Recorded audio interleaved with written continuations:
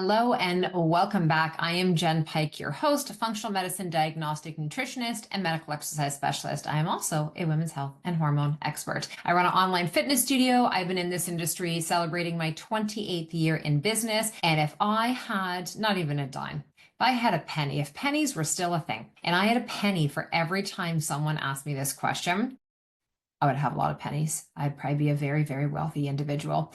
And here's the question: how can I quickly lose weight? I'm going to do my very best in this episode to share with you 3 tips, because we had more than 2,000 comments in a recent video that I had posted about perimenopause and about the signs and the symptoms, and specifically when you're starting to feel like you are gaining weight and you are gaining it around your waist and your belly. And the amount of questions that came through those comments asking if there were only 3 things you could do, Jen, or 3 things that you could tell me that I needed to go and do in order to try to lose some body fat and to get myself on track, what would those 3 things be? I really had to think about this because I take a lot of responsibility in the words and the work that I put out into the world. I do not claim to be the messiah, the queen, the be all and the end all. I'm always learning. I'm always researching. Information is changing all the time. YouTube is a prime example of that. You could peruse some of the most leading experts in everything from muscle building and weight loss to women's health and fitness. It doesn't matter what the topic is. And you could go back to videos 2 years ago, 4 years ago, 6 years ago, and there's always going to be slightly different information. However, the 3 tips that I've distilled down for this quickie today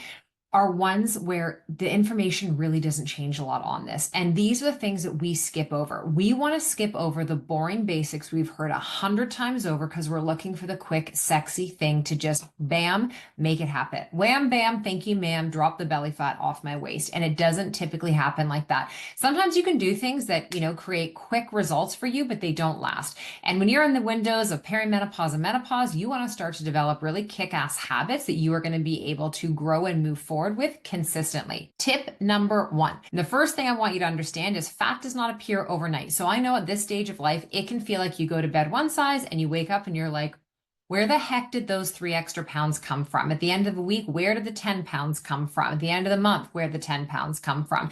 But it doesn't actually happen like that. It's a symptom of cascading hormonal changes. There's a lot of chaos that's going on in our bodies in perimenopause and menopause. And it doesn't have to feel wild and chaotic all the time, but we do need to understand that there are simply a lot of changes systemically in every organ, every system in your body, head to toe, throughout perimenopause, menopause, and beyond. And we have to start very first, like that's the foundational understanding, being like, okay, I get that. And now what can I do about it? What is an action that I can take to start to shift this? So the first thing I'm going to say to you is that A, I can't guarantee the quick part. B, I have longer videos on here that you can go back and look through that dive deeper into understanding key things like your nutrition and stabilizing blood sugar and strength training and muscle building, stress management, and all of that. So I want to plug a little caveat here that those are things that I would have you do first. Now, let's say you've been doing all of those things and now you land on this video and you're like, all right, let's jump on in.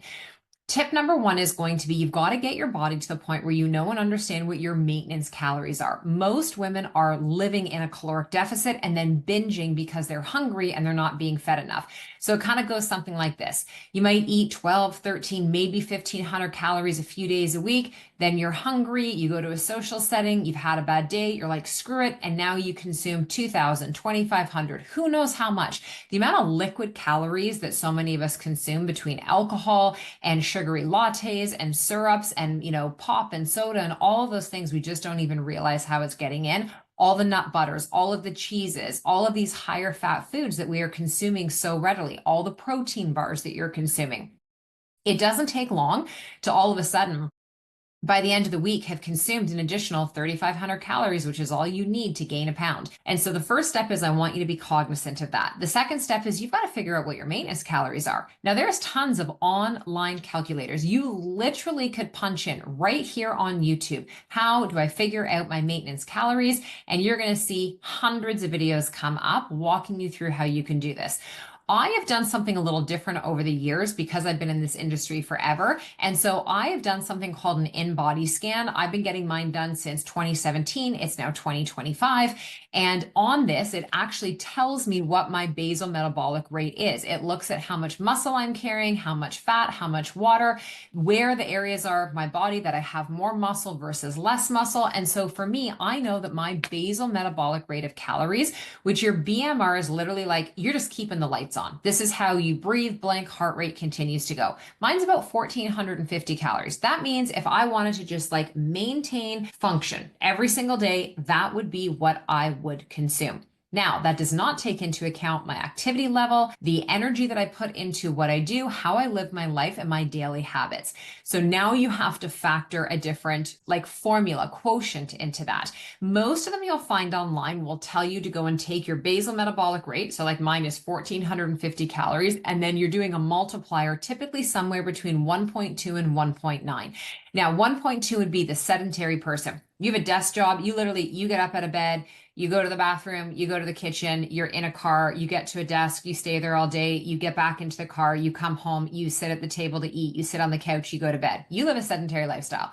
And then you've got all the way up to 1.9. 1.9 would be the person who's living a very vigorous lifestyle. They're on their feet all the time for work.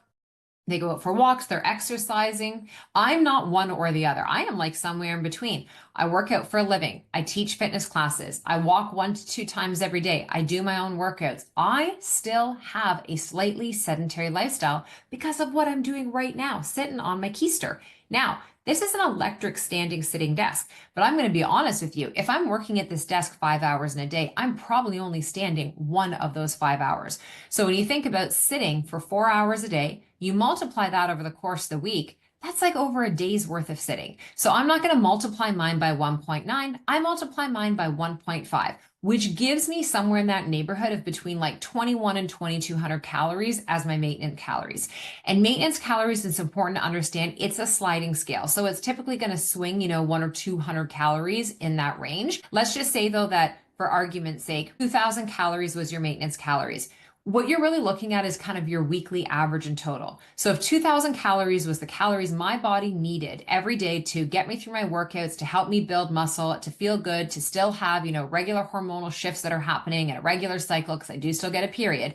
By the end of the week, that would be about 14,000 calories. So if I'm tracking this and using something by MyFitnessPal, which I love, it's free, it's a great tracker, I can see at the end of the week, where did I fall into that range? Now, once you've been doing your maintenance calories, for a lot of women, you have to you got to reverse and work your way up to this. Because if you've been eating 1,500 calories for a long time, you can't just jump to 2,000 or 2,200 calories if that's what your formula comes out to.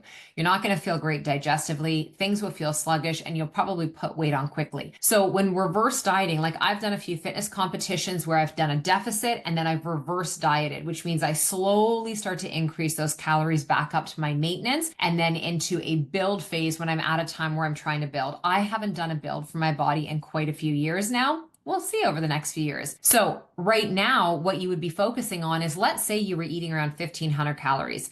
In reverse dieting, maybe you're going to start to increase by about 150 calories a day. So now you're consuming 16 in a day. 150 calories is not a lot. That's like a scoop of protein powder and a cup of almond milk blended up. It's not a lot. And you would do that consistently over a couple of weeks.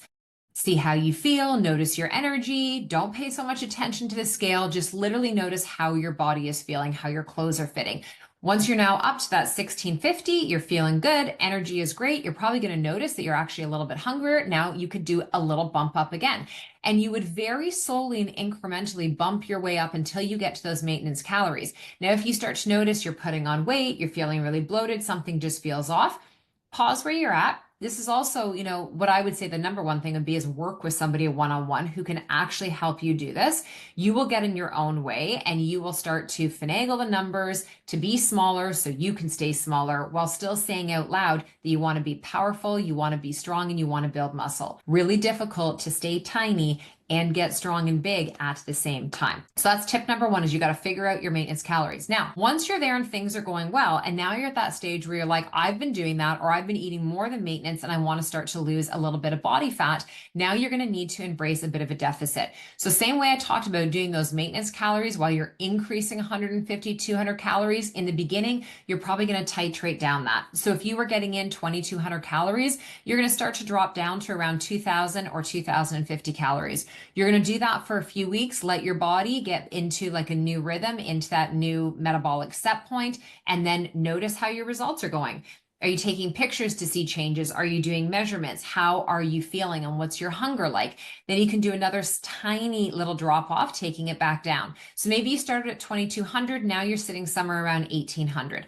I'm going to give you a couple of tips on how you can still feel satiated. So your satiety hormones, right? Leptin is still being brought in a really healthy way. Blood sugar is still being stabilized. Ghrelin is being kept at bay. Glucagon is doing its thing.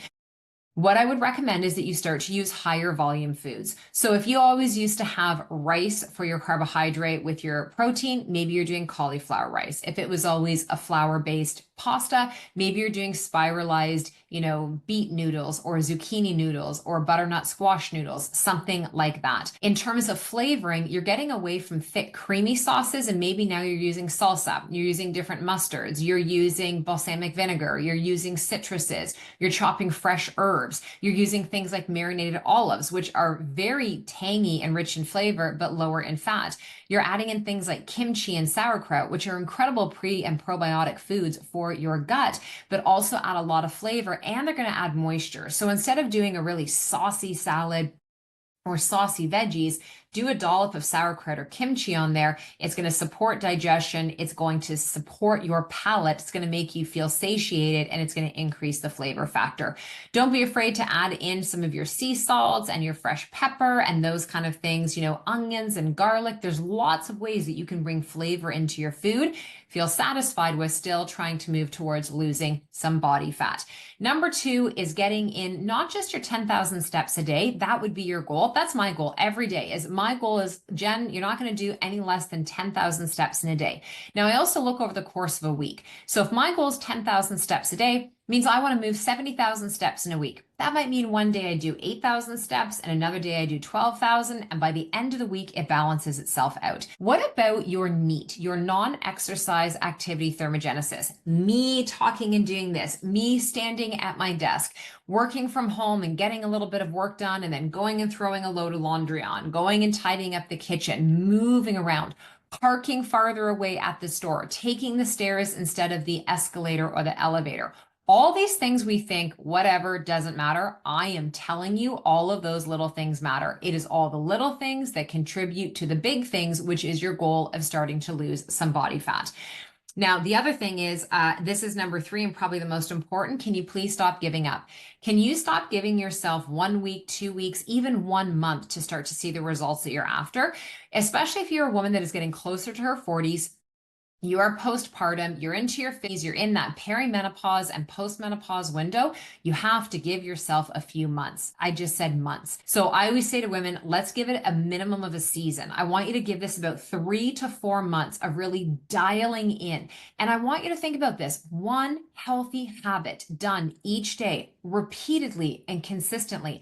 I'm telling you, ladies, this is going to set the foundation, not just for you to go and lose the body fat or the belly fat that you're after. You literally are going to become a new person, one decision and one day and one habit at a time.